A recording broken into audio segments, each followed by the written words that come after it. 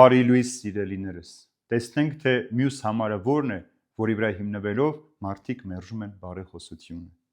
Որդյակներ իմ, այս բանը գրում եմ ձեզ, որպեսզի չմեղանչեք, իսկ եթե մեկը մեղանչի, Աստծո առաջ բարեխոս ունենք Հիսուս Քրիստոսին, արդարին եւ անարատին։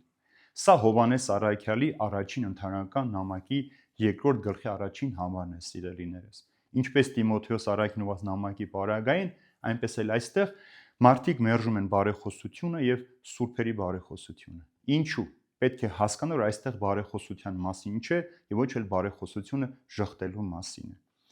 Հիսուս Քրիստոս հստակ է, մեզ համար բարեխոսում է երկնքում եւ միջնորդում է Տիրոջը։ Մեկ բան այստեղ պետք է հասկանանք, որ Հիսուս Քրիստոս Աստծո մոտ բարեխոսում է այն հավատացյալների համար, ովքեր մեղք են գործում։ Նրանք, ովքեր մեղք են գործում, մեղքի կյանքով ապրում ու անտարբեր են, Քրիստոս նրանց համար չի բարեխոսում, այլ նրանց համար անհրաժեշտ է Քրիստոսի միջնորդությունը։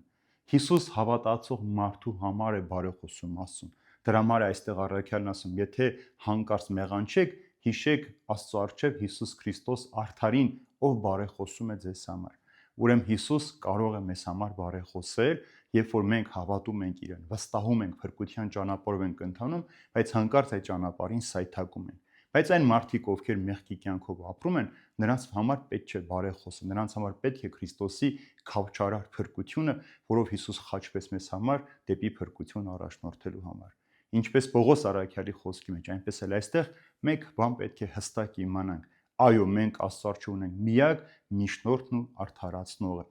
Եվ աշխարհում չկա մեկ ուրիշ անուն, որով մենք կարող ենք փրկվել։ Եվ մի կարևոր հանգամանք էլ այստեղ տեսնենք, սիրելիներ, որ Հովհաննես առաքյալի այս խոսքը ոչ թե Հիսուսի բարեխոսության մասին, ասում է Հիսուս արդարին, այսինքն արդարացնողին։ Ուրեմն Հիսուսով ենք մենք արդարանում, այսինքն մեղք գործելուց հետո Հիսուս մեզ համար բարեխոսում է իբրև քրիստոնյաների, որպեսզի մենք նոր մաքրվենք եւ մաքրված կարողանանք այդ ճանապարհի վրա մնանք, որ տանում է մեզ դեպի փրկություն եւ հավիտենական կյանք։